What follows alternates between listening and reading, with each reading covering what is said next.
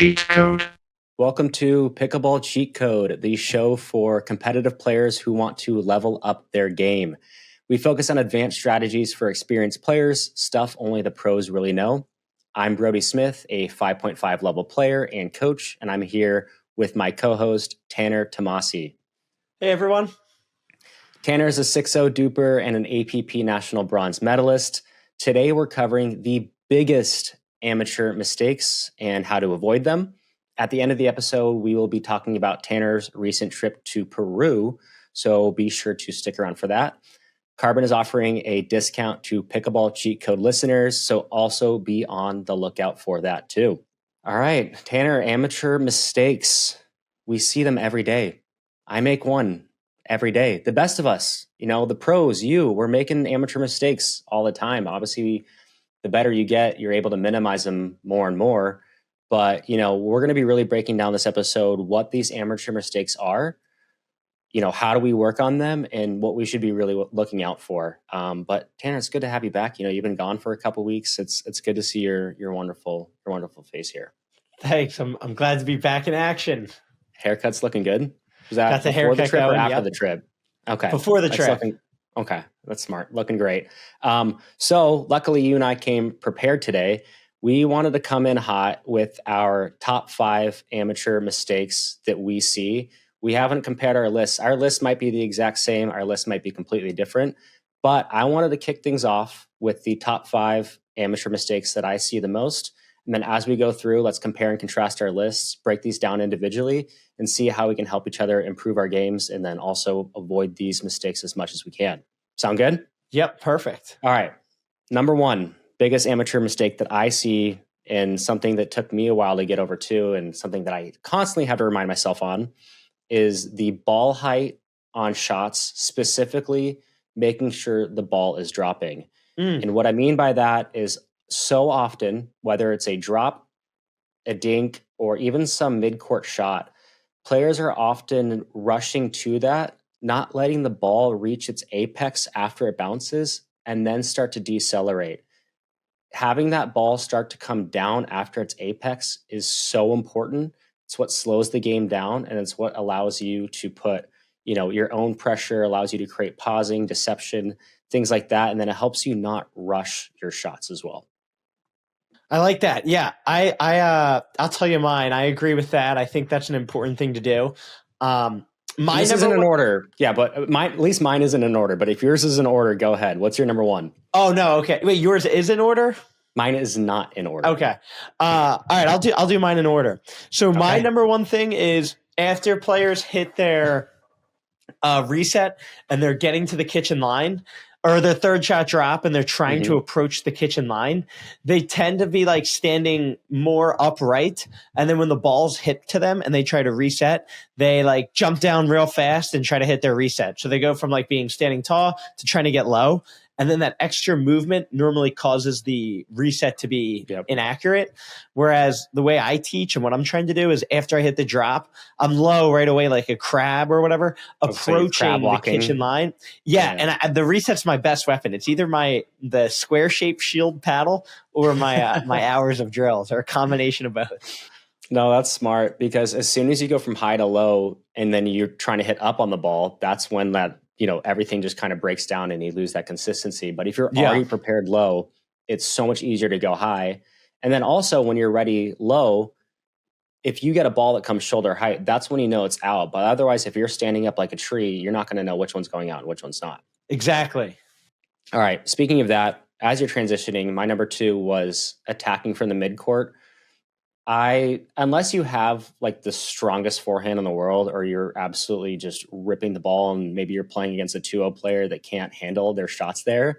But in general, I'm almost never attacking from the midcourt unless it's pretty much an overhead, especially the better people that I play. Their hands are so good. I'm only focusing on reset there, or a reset shot, and just landing the ball in the kitchen. That is literally my only mindset. Yeah, that's a good play. I think I think if it's high enough, like you said, you can, but it's really got to be the right ball or you get yourself into trouble more often than not. What's your attacking range? Is it like nipple height, shoulder height? Like, what do you do? I don't know. Do you for me, waist high? I've been trying to be more aggressive, I think, because hands are probably my best attribute. So like if it's like this might go against what you're saying, but that's like what this amateur is tips. about. Yeah, if it's like knee high, basically if I can like get it out of the air and I'm like in the middle of the court, I'll like swing on it. If like I can read it. If I can't read it and I'm like a little behind, then I'll try to reset it. But if I can like read it, I'll try to start a hands battle and get it in, even if it's like at my knee. But it depends on the ball. Not every ball at my knee am I, you know. Of course. And are you trying to rope it and get a lot of top on it, or are you going kind of flat right at their chest? I have to read it, but like I said, I'm trying to go like right at their chest and then like start it. But yeah, for 9 times out of 10 though, I am resetting, but I am always looking to attack. Smart. Yeah, you can't just be completely passive there. So my number 2 mistake would be paddle tracking. I think so many players, amateur players, I actually just did a video on this yesterday. It won't air for a while, but they hit the ball cross court and then their paddle goes down and then they look at it with their head and then the ball comes whizzing through the middle and they're like, oh, I'm caught off guard. The key to it all is wherever you hit the ball, you want your paddle tip to be pointed directly at the ball. And this is it. You take a step in that direction. So if the ball is far to my left, I'm not just going to point my paddle at it. I'm going to point my paddle and take a step. That way, if it comes, I'm proactive. I'm not reactive. When you're reactive, it's too quick. There's no time. You have to be proactive by having your paddle in the spot. That's smart. So let's say I'm on the backhand side. I'm on the left side. I'm a righty. I dink cross court. And then I'm going to shift essentially middle and then have my paddle tip to the right, pointing to the right. Is that correct? That's exactly it. Okay. But here's my other thing. I like to have my paddle face open when I do that versus my tip because I'm ready for that pancake to come. Is that something you do too? Or are you always pointing at the ball? Is there a reason why you point? No, when it's cross court, I'll point at the ball. If it's like in front of me, and like, here's an example. If it's like super down my sideline, I'll just put my body, I'll step where I'm like literally standing on the sideline.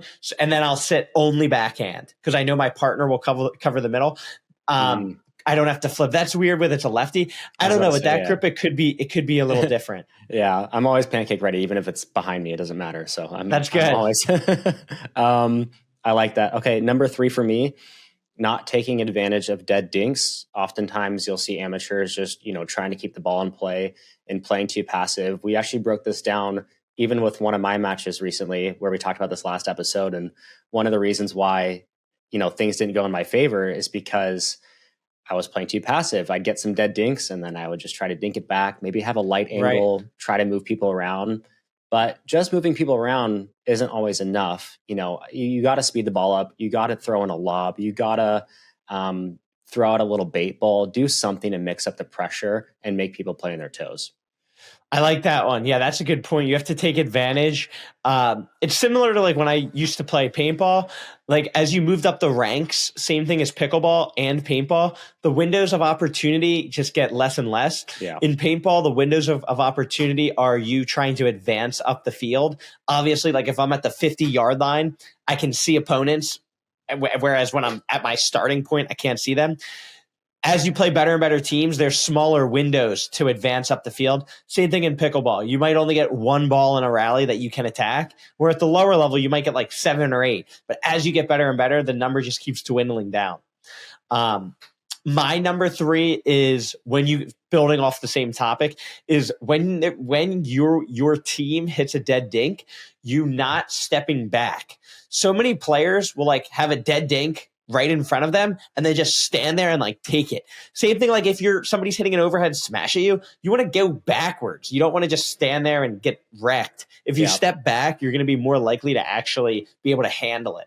I do that especially people that play trigger happy and speed up a lot. Even if my dink's not that dead and I know that they might speed it up, I'll take 1 step off the line, keep my weight forward, and I'm just ready for that counter. And when you do that, your reaction time just skyrockets. Because if you're right there at the kitchen line, that's a time people always say you need to be on the kitchen line all the time. There's times where you shouldn't be, and you should, put that reaction time in your favor. You get more angle opportunities too. So yeah, that's a smart one. I agree with that. Yep. What's your number 4? 4 is slicing and chopping too much. This is also a shot at tennis players too, is that what's so important. We talked about this. I talked about this with Elise last episode as well, in our most recent recording. And why the youth is getting so good at pickleball and why like Annalise so dominant is because they're hitting topspin on every shot and rolling these dinks or maybe hitting them flat at most. When you're chopping, the only time that you should be chopping, in my opinion, is if it's defensive and you're looking to have height on that ball and just simply land it in the kitchen, whether it's a cross-court dink or maybe a drop or some sort of mid-court shot. That's the only time I think chopping makes sense. Other than that, you're not able to put any pressure on the ball. The court is so much more compact compared to a tennis court. So when you chop in tennis, that ball can go really deep and then land land a little bit shallow. So outside of a defensive shot, a serve return, or anything like that, I don't think it ever makes sense to chop. You just don't. The ball's just going to stay flat and spin upwards per se.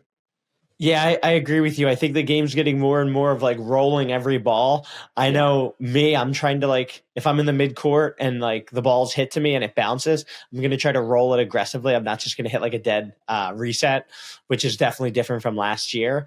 But if you can accurately do it, you're definitely just more of a threat and you apply more pressure. And people take volleys out of the air and they'll get it, chest height and then they slice it back. I don't get it. It drives me nuts, Tanner. Drives me nuts. Okay, your number 4. Yeah, my number 4 is not really being able to read or understand when you should unleash when your partner's hitting a third shot drop. So oftentimes my partner's hitting a third shot drop. Like poaching, you mean? Yeah, poaching. Yeah. So my partner's hitting a third shot drop. I want to be 2 steps ahead of him. And then when he makes contact from the ball, I want to read, is it a good shot? Is it high? If it's a good shot, I want to try to poach, make my opponents feel pressure, and maybe jump over there and snag that ball out of the air. But if not, I still want to be up there to just apply pressure that I could do that. Many times amateurs, their partner will hit the drop and then they stay next to them because they're taught to be tethered to it like you're on a rope. But then your opponent feels no pressure and then you have no advantage. You're always climbing an uphill battle trying to get to the kitchen line. Smart. Yeah, having that, and then knowing your partner too. That's what's important about, not playing blind dates and playing rec with people you don't know as well. Knowing the types of shots that they hit and their angles with how they're going to hit it and how they're going to approach it makes it way easier to make that read coming into the kitchen with them, whether you're going to attack or, sit back or have your confidence that your partner is going to make that shot correctly. All right. Number 5 for me, last one, is a lack of balance. And obviously that's straightforward in terms of just like amateur players aren't always on balance. I swear the number one way to get better and improve in pickleball is having key balance on your shots. If you're not balanced 24/7, your consistency will plummet. And what I mean by that specifically is your timing on your shots. So let's say you have a dink coming out wide to your backhand side. If you're not having speed to your positioning on the court where you're rushing and planting and anchoring your leg and balancing before you hit that dink, you're doing it wrong. My strategy is a 1-2 step for every shot, whether it's a third shot drop, a dink, anything midcourt, is you need speed to the ball.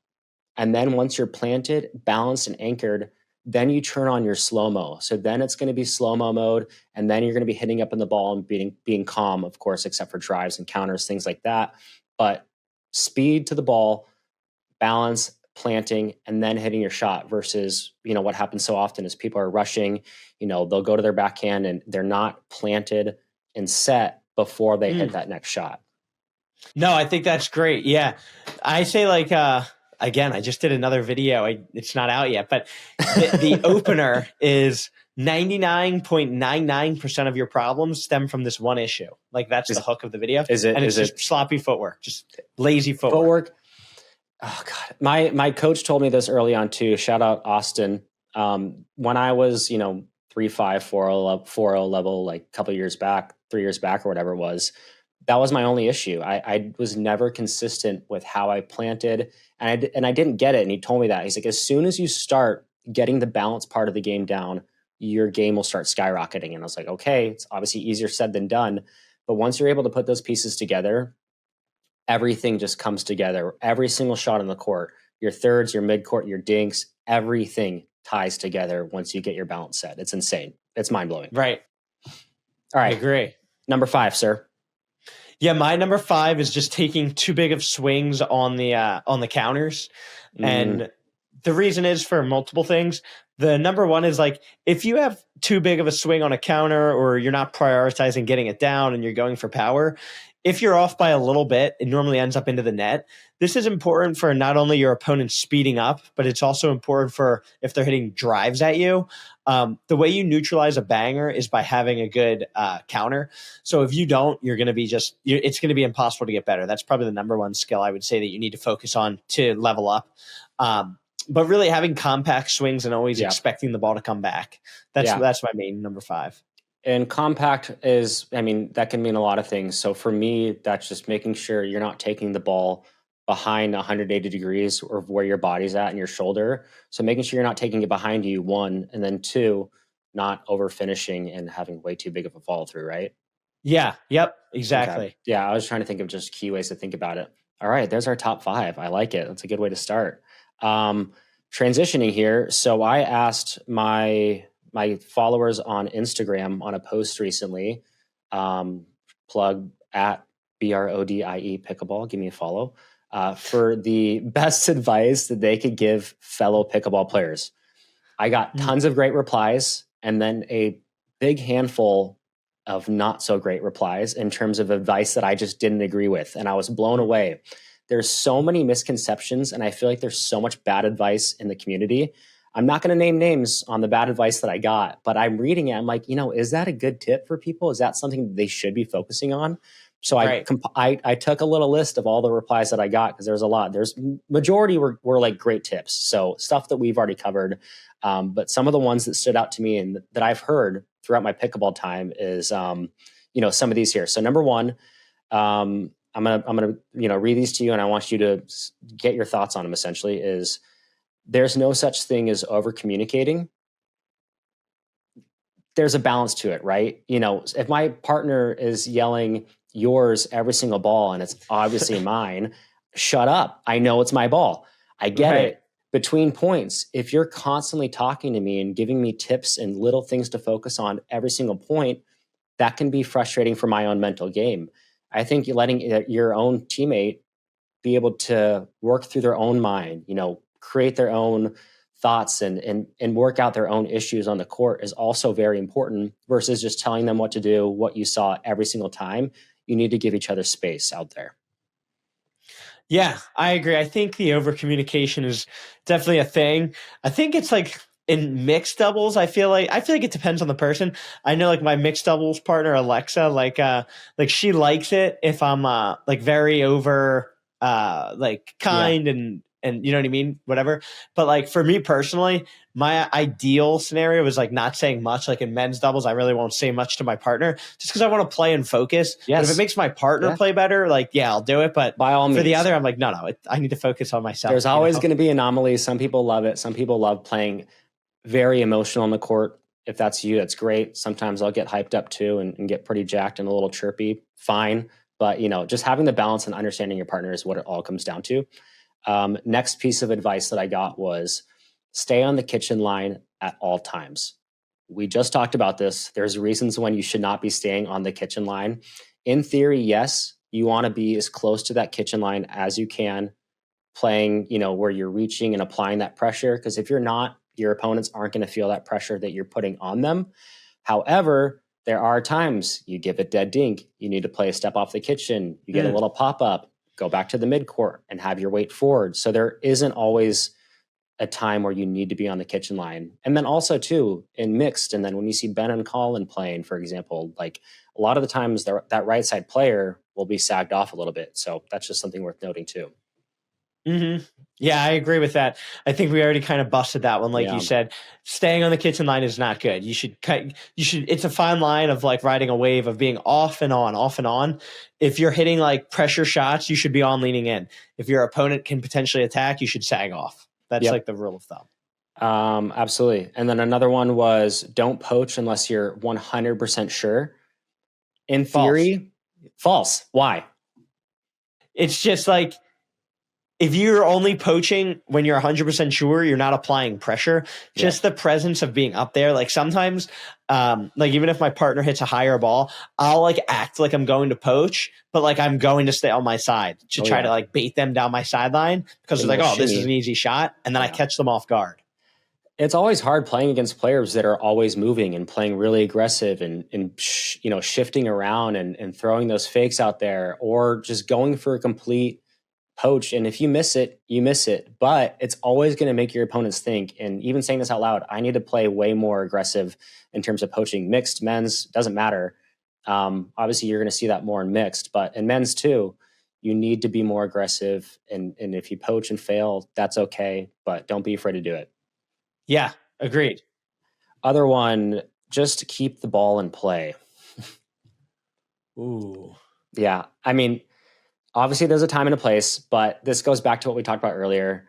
Just keeping the ball in play is going to allow you to hit dead dinks sometimes. And if somebody hits you a dead dink, you're not going to be putting pressure on them. So, just keeping the ball in play, it can work occasionally, having that mindset in pressure situations, but at the same time, you need to be the aggressor.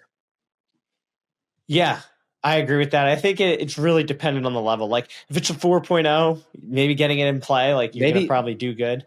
That's fair. Yeah. I mean, 100% depends on the level. Like if you're a 3-5 player and you're just getting it in play, like you're probably not going to lose, right? Yeah. It depends on the level. Yeah. Other one was hit to the girl. This one drove me nuts. It's like, no, that could be your dumbest mistake you've ever made. Have you ever played Annalie Waters? Tanner, you have. Would that be good advice? Bad advice for that. I don't know. Depending on her partner, it could. I don't know. Yeah, sure. I mean, no, but it's the same thing. It depends on the level. It depends on the experience of everybody. If we're talking of like a stronger and weaker player, people think like just target the weaker player every time. But you actually want to hit more to the stronger player, so it opens up the weaker player. If you're only pounding the weaker player, they're just in the corner, they're not moving, they're probably not going to make many mistakes when they're only hitting the ball from the sideline. But if they have to worry about the middle, the sideline, right in front of their body, that's when the mistakes will start to filter in. If you're playing, that's such a good point, because there's sometimes I'd rather play somebody if let's say I have a really weak partner in a rec match and they're keeping me honest and going behind me and making me only play my half of the court. It makes it so much harder to try to win that match. However, if I know they're going to be going after that weaker partner, I can come in, take every ball I want, come in and poach and be the aggressor. I'd rather play 1-on-2. It'd be way easier. Like 1-on-2 pickleball's not that hard, surprisingly, because it's a small court. It's not like tennis 1-on-2. But if you're forcing me to play my half and I'm not playing with a great partner, it makes it very difficult. So yeah, that's well said. Then the last one was always go for their backhand. I mean, have you seen Connor Garnett? It's like you don't know who you're playing. Like that can, in theory, that would be the most consistent idea because most people have better forehands than backhands, but you never know. Yeah, I'd say that's it's a good rule of thumb to follow till it's proven wrong. I mean, I start with that when I'm playing a game in the pros. Like if I know the person or not, generally probably 80% of people have a weaker backhand. Yeah. Especially for the return of the return of serve, the third shot drop. So if you target there from when they're back, that's probably a good strategy until proven that they're a threat. Then you can adjust. But starting with that is fine. I wouldn't say that one's an awful one. But obviously you want to always be able to adjust. Yeah. Do you ever see people that have better backhands than forehands that didn't come from tennis, or is it pretty much only tennis players? For the drive, yeah, no. Everybody normally, if you didn't play tennis, you're probably not going to have a good backhand. No. It's this guy right here, pointing to myself. Okay, let's wrap this up. Let's expose ourselves. What mistake do you see yourself catching? What mistake are you catching yourself most often? What amateur mistake are you still making the most today? I'll start. For me, I drive too heavy. I need to go around 70% more. It's not something that I'm even training as much as I should. Usually when I'm training my drives, I'm just trying to rip them. Then in a match, especially, it's easy to get you want to win the point and just rip the hell out of the ball. And especially with my grip, I want to come through it and just rotate over it. But it's so much more effective to go 70, 80% on your drives, increase that consistency. You should picture a drive as a layup in basketball. It's something that you can't make the mistake on. You need to make them make the mistake or just have them hit a good counter and then try to drive again. But I'm always trying to go too big on that. So that's something that I need to dial in on. Yeah, I would say my mistake that I know, like when I play with the good PPA players, like Hayden will tell me, he says that I'm like, where I feel like I'm not, but he says it. Will Howells will also say it to me, saying that I'm just too passive at times, where I feel I'm like the opposite, but they're like, no, too passive. You should have attacked here and there. So I'm really just trying to find the fine line of being too aggressive and too passive because as we said earlier in the episode, windows of opportunity, like they're balls that I should be attacking that I'm not, that I might not get another look on. Yeah, no, that's a good point. And there has to be a balance. Like you can't be the aggressor and looking to attack all those balls if you're a lower level player and you're, newer to the game. Like you should still have your number one focus be consistency, consistency, consistency. But like you said, the better players you play, the higher level you get. Once you know you can hit consistent shots every single time, that's when you need to start challenging yourself and then taking your game to the next level by taking those chances and putting that pressure on and taking those risks. So agreed. Well said. All right. Let's wrap this up completely now. You went to Peru. I need to hear all about it. Tell me about the trip. What was the pickleball scene like? What was the surfing like? I know you did some surfing, so would love to hear about it and who you went with and stuff.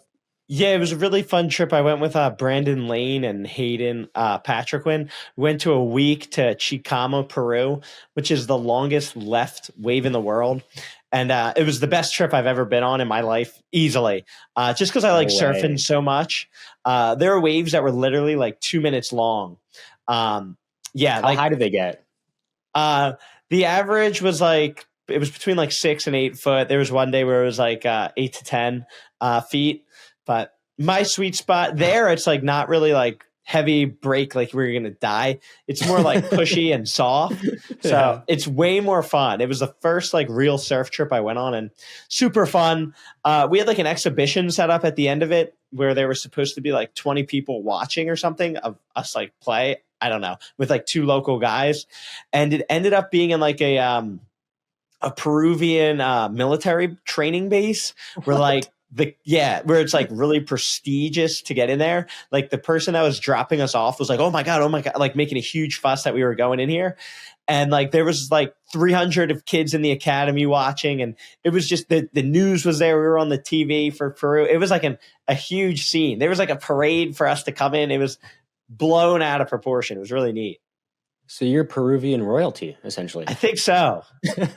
Yeah. Did you just play rec games with them? Like, yeah, but the issue was like we had their paddles that were like unusable, and the floor was like concrete, super slippery, and the ball was terrible. Like, so I was missing like every shot. They had us playing singles. I was in running shoes. I'm like, this is so bad. My Brandon Lane was in Vans. Hayden already left at this point, but it was just like a recipe to roll an ankle. Yeah.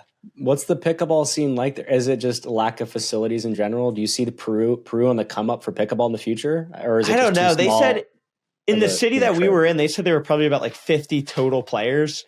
Yeah, I don't think it's there just yet. All the people that were watching, like the 300 school kids, they said that they've all never seen it before, ever. So I think, they're just learning, getting exposed.